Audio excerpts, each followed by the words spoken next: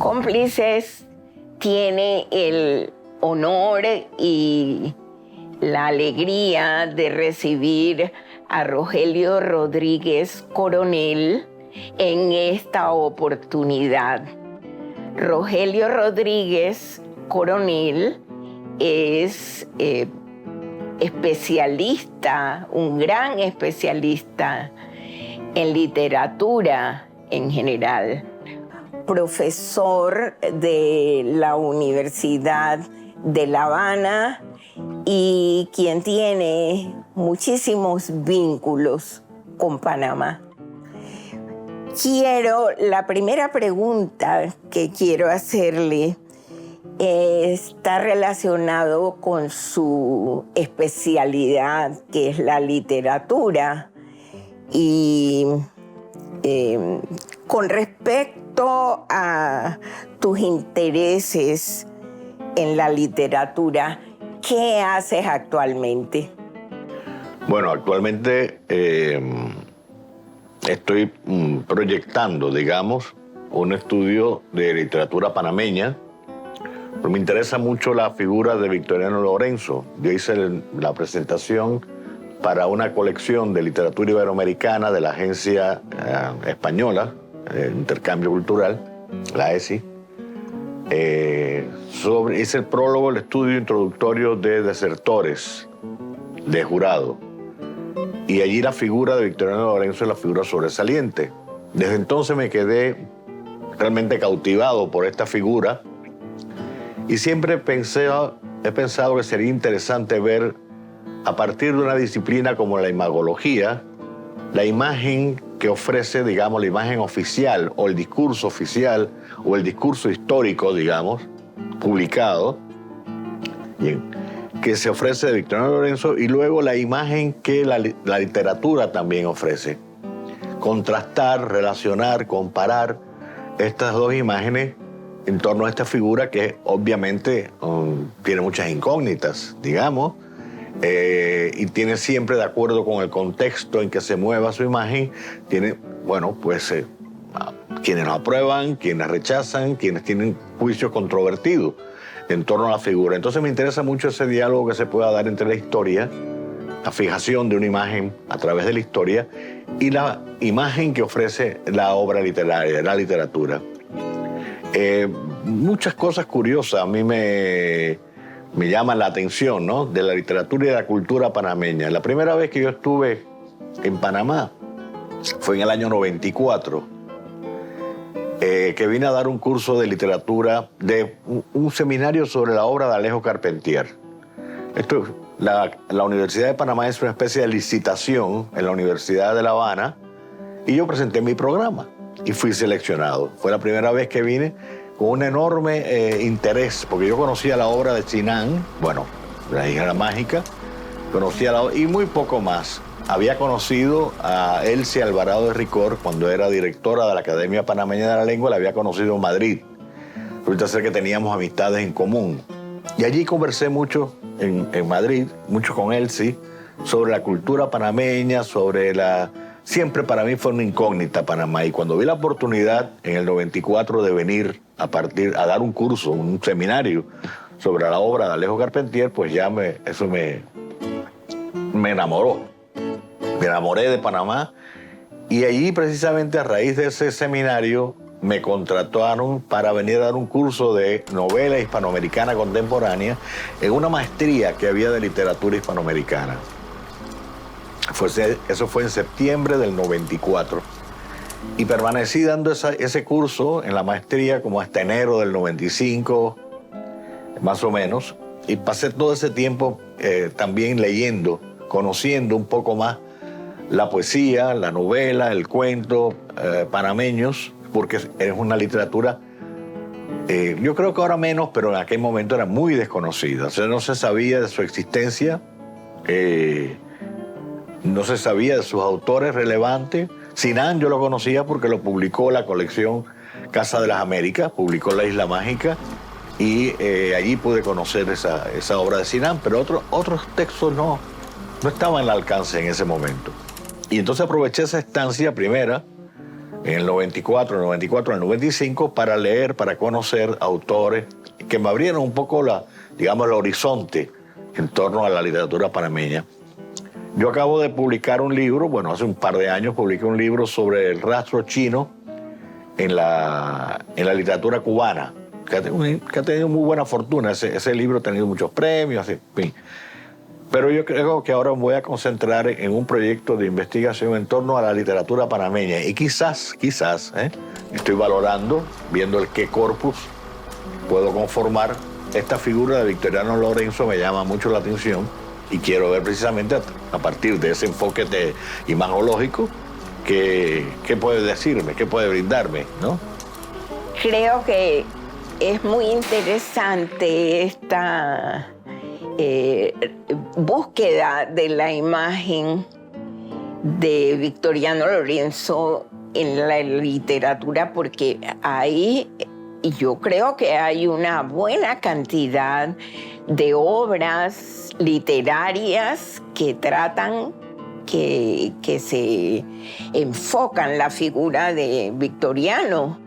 En novela hay varias novelas. Está la novela de Chamartín de Justo Arroyo. En teatro, que pudiéramos pensar que no hay también obras dedicadas a la figura de Victoriano. En poesía, no se diga. En cada uno de los géneros, en ensayo. Sí, lo que tengo que, digamos, primero que conformar ese corpus y entonces ver qué posibilidades tiene realmente, porque a mí me parece que es una figura realmente muy llamativa, ¿no? Muy atractiva, sí, y muy controvertida también. Sí. ¿Qué has publicado con respecto a Panamá y a la literatura panameña? Bueno, sobre Panamá he publicado algunos, digamos, artículos, estudios sobre la poesía panameña, sobre desertores de jurado, sobre la novela panameña más o menos contemporánea. He publicado sobre la obra de Sinan, también artículos.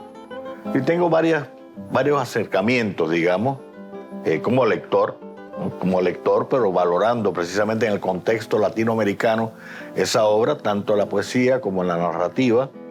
Y me gusta, me parece sumamente atractiva esa literatura. Sí. Panamá necesita, pienso yo, se hagan estudios relacionados con su literatura. Y con respecto a la educación superior panameña, ¿cuál ha sido tu acercamiento? Yo prácticamente todos los años, a partir del 94, que fue cuando vine por primera vez, a impartir el seminario sobre Carpentier y luego a trabajar en la maestría de la Universidad de Panamá, prácticamente todos los años he venido a dar cursos. Yo me siento profesor también de la Universidad de Panamá. En estos momentos, todos los años bien cursos de superación, bien estudiantes o bien cursos de superación. En estos últimos tiempos, hace un par de años para acá, estoy dando un curso en la maestría de literatura comparada que dirige el Centro de Lectura y Escritura de la Universidad de Panamá. Un curso de literatura comparada, precisamente se llama así. Es decir, es toda la base conceptual, metodológica de la literatura, de los estudios comparatísticos en literatura. Y tengo, ya esta creo que es la segunda o la tercera vez que lo imparto este año. En este momento estoy impartiendo ese curso de literatura comparada. ¿Y qué es esto de la literatura comparada? Bueno, es una disciplina de los estudios literarios que pretende establecer relaciones de sinonimia o de contraste entre literaturas de culturas distintas. Es decir, establecer un valor de una literatura. Su origen fue un origen muy polémico, ¿verdad? Porque el origen fue en el siglo XIX, final del siglo XIX, en Francia, fue lo que se conoce la escuela francesa, y era dominante una mirada un poco discriminatoria, porque realmente era como la mirada imperialista, ¿no? Es decir, el canon La norma, lo bien hecho, está en la metrópolis y entonces lo otro, bueno, es como sucedáneos, secundarios, sucedáneos de eso de esas normas que se imponían en la metrópolis, etcétera. Aunque esa no fue la intención de todos los, por ejemplo, surge el término cuando comienzan a establecerse las nacionalidades, ¿verdad? En Europa, pues el primero que llama la atención sobre cómo se están dando procesos literarios y había que aspirar a describir una literatura mundial fue Goethe. Pero claro, la intención de Goethe era el conocimiento de las literaturas diversas y establecer relaciones entre ellas a partir de ese conocimiento, ¿no? Luego esto fue ya asumido con ese criterio de hegemonía metropolitana, digamos, y yo creo que ahora ha cambiado de signo. O sea, vino la escuela francesa, después la escuela norteamericana, que se abrió más. La escuela francesa más de un enfoque historicista, más de describir, no tanto de valorar como de describir, teniendo siempre el canon, por supuesto, en Europa, ¿no? No en las colonias, sino en Europa. Luego, a partir de la Segunda Guerra Mundial, se establece como avanzada la escuela norteamericana de literatura comparada, que era más tendiente a las cuestiones teóricas y críticas. Es cuando se introduce la concepción de una valoración de estos estudios comparatísticos, y además de eso, yo creo que la escuela norteamericana se abre un poco más hacia las culturas, hacia la comparación intercultural, porque la escuela francesa, como les dije, era muy basado en lo histórico, en la descripción de los procesos, de las relaciones de contactos, de influencia, etcétera. Y ya en la escuela norteamericana se abre más a los contactos, no entre literatura de lengua distinta, que era lo prioritario en la escuela francesa, sino valorar culturas distintas y establecer los nexos entre una obra y otra. Yo creo, y en este momento, después del postestructuralismo, digamos, y el estudio de intertextualidad y del postcolonialismo, yo creo que en este momento la literatura comparada, el método de literatura comparada puede ser un método de acercamiento realmente libertario. Si podemos establecer relaciones de sinonimia o contraste entre literaturas metropolitanas y literaturas de antiguas colonias, y sin embargo ver el valor justamente la mirada autónoma, independentista, contestataria, digamos, de esa literatura postcolonial. Y entonces sirve ese método para resaltar los valores que tal vez en sus inicios no se resaltaban, sino todo lo contrario, ¿no? Y yo creo que, por ejemplo, en América Latina tenemos un mundo por estudiar todavía. Una literatura tan poderosa como la literatura brasileña ha vivido durante años, durante siglos, digamos, de espaldas a los procesos literarios iberoamericanos, y sin embargo dialogan continuamente. Si uno no puede estimar, digamos, la dimensión de un proceso o de una situación o de un momento en la narrativa iberoamericana, por llamarla de alguna manera más amplia, como lo que se llama el boom, es decir, esa gran explosión, ¿verdad?, de experimentación y de indagación que fueron los años 60, sin considerar, por ejemplo, un autor como Guimarães da Rosa, el Gran Sertão Veredas, ¿no?, que es una novela monumental. Y por ejemplo, un estudio entre Isla Mágica y Gran Sertão Veredas, viendo, por ejemplo, todo el magma de la cultura popular que da lugar a una novela y otra, establecer esa relación comparativa. Eso es por bellísimo. Ejemplo, sería bellísimo, realmente. Entonces trato yo de estimular a los estudiantes panameños precisamente para que establezcan esas relaciones entre discursos distintos, entre culturas distintas, pero viendo cuál es el valor y cuál es el diálogo que se establece realmente entre una literatura y otra, ¿no?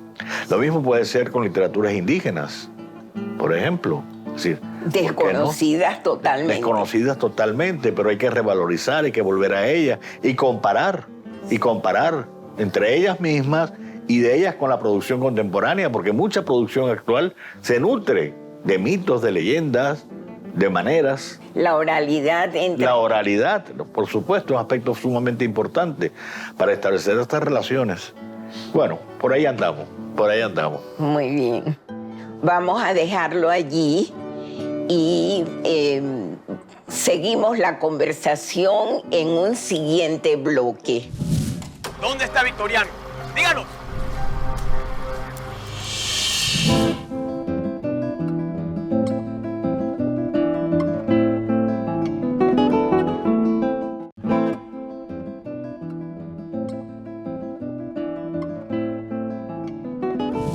Continuamos con nuestra conversación sobre la literatura y hablando de esto, con respecto a las personas que reciben tus clases o si solamente ha sido en la ciudad de Panamá. Bueno, los 2 últimos años realmente, bueno, con el asunto de la pandemia y previa a la pandemia, sí ha sido solamente la Universidad de Panamá. Pero he dado seminarios, cursos en Penonomé, en más de una ocasión, en Las Tablas también, en Veragua. Es decir, mi interés siempre ha sido no quedarme en la ciudad de Panamá, sino entrar en contacto con una gente maravillosa que habita en el interior y con una necesidad de conocimiento y con un deseo de conocimiento que hay también, que he encontrado en el interior. Sí, yo conozco gente estupenda, que grandes especialistas y gente que me han nutrido mucho, tanto en Penonomé como en Las Tablas, por ejemplo. Y yo creo también que hay que estimular mucho a esos compañeros, digamos, que se desempeñan y que viven y que laboran por sus pueblos, por sus regiones, por su tierra, porque son dignos de admiración y de ayuda infinita en todo lo que sea posible. Y por supuesto yo, en ese sentido, me siento muy agradecido de que me hayan acogido, ¿no? O sea que, por supuesto que, creo que, por ejemplo, hay un proyecto, a mí se me ocurren siempre esas cosas, hay mucho desconocimiento en la ciudad de Panamá de las literaturas del interior. El interior es una literatura riquísima, tanto oral como escrita. Sin embargo, no se conoce, ¿no? Generalmente generalmente se reduce a la capital la cultura del país, y no es cierto. Solamente se reconoce el interior para la cultura, para el folclore. Cuando hay de todo, hay creadores muy diversos, hay voces muy distintas, y no solamente en literatura, sino también en otras artes, en otras manifestaciones artísticas. En otras artes, sí. Que, bueno, creo que tenemos una amiga que hace algo en Penonomé, ¿no? Sí. Norita. Norita Peset. Sí, eso es una labor muy hermosa y que debía de extenderse a todo el país, conocerse más. Sí. Conocerse más la producción cultural en general del interior del país, porque nos vamos a dar cuenta que es una cultura muy rica y muy diversa, ¿verdad? Como por ejemplo la zona de Colón. Es una cultura muy rica, muy diversa. En un país tan pequeño es increíble la cantidad de señas culturales y de riqueza cultural que existe en Panamá. Eso a mí me llama mucho la atención y me gustaría tener más tiempo y menos edad para poder asumir proyectos diversos, ¿no? En ese sentido.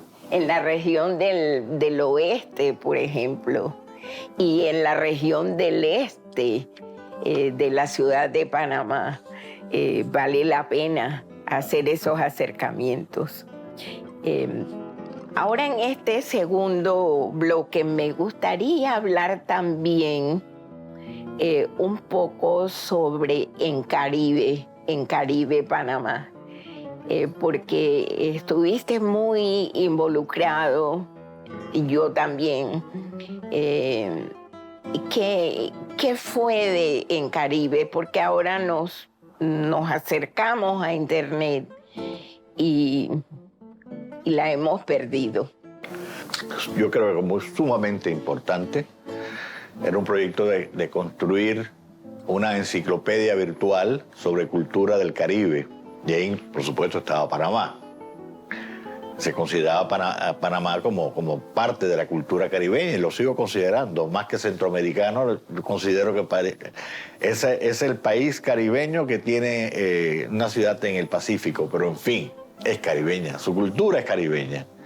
Y lo sabes por la lengua, por ejemplo, también, ¿verdad? Si tenemos vocablos que son semejantes en todo el Caribe y en Panamá, no en Centroamérica.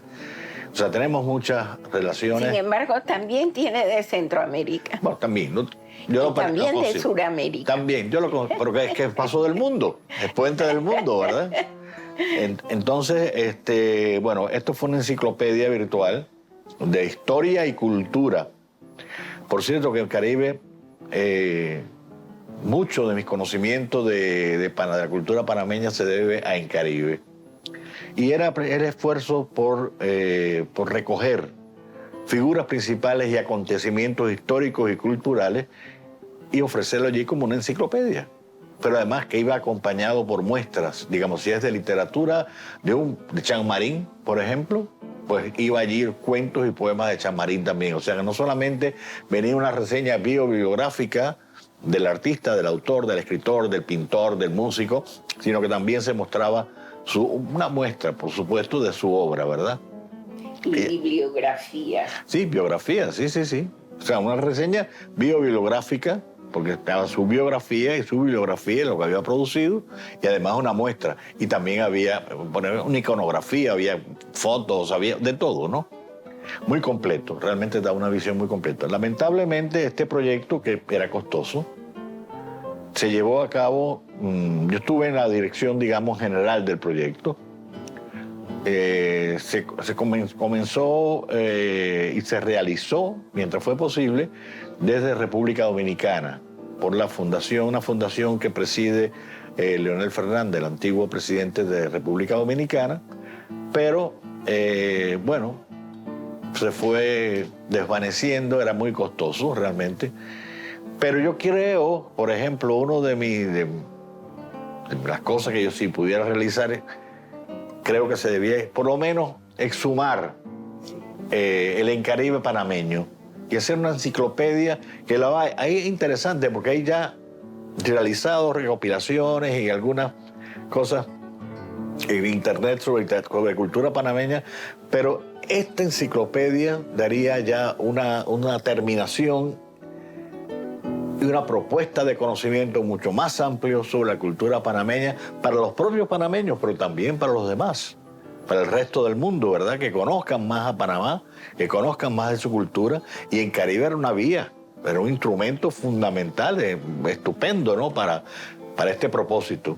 Y si a mí me quedan fuerzas algún día, me gustaría exhumar Encaribe Panamá, que volviéramos sobre aquello, porque tenemos guardado todo lo que allí se puso. Sí. Y todo eso está allí.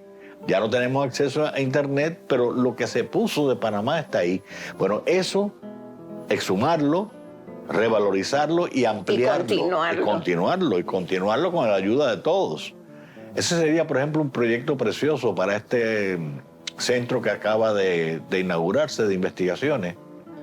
El Ministerio de Cultura. Sería un proyecto del Ministerio de Cultura que, bueno, para que comprenda la necesidad que hay de dar a conocer la cultura panameña fuera de Panamá, en Panamá y fuera de Panamá, porque, ojo, hay muchos estudiantes que yo he encontrado que yo les digo algo de la cultura panameña y me abren los ojos. No saben. Y yo creo que ese es un instrumento muy valioso, muy valioso para dar a conocer esa cultura dentro de Panamá y fuera de Panamá también. ¿Qué relación tienes tú con la Academia Panameña de la Lengua? Bueno, yo soy miembro correspondiente de la Academia Panameña de la Lengua, correspondiente en el extranjero, claro, porque soy cubano, no resido aquí, y siempre hemos sido muy compinches. La Academia Panameña y la Academia Cubana siempre. Porque, ¿qué pasa? Que como nos fundamos en el mismo año, en 1926, las reuniones que se hacen académicas de las academias iberoamericanas en general, siempre se colocan en un orden cronológico. Y siempre la directora de la academia y yo nos sentábamos juntos, ¿no? En todas las reuniones de ASALE, de la Asociación de Academias. Y claro, Elsie primero y luego Berna Berna. y luego tú. Entonces, ahora con Rollo, ¿no? Y siempre nos sentábamos juntos y siempre conspirábamos, digamos, ¿no?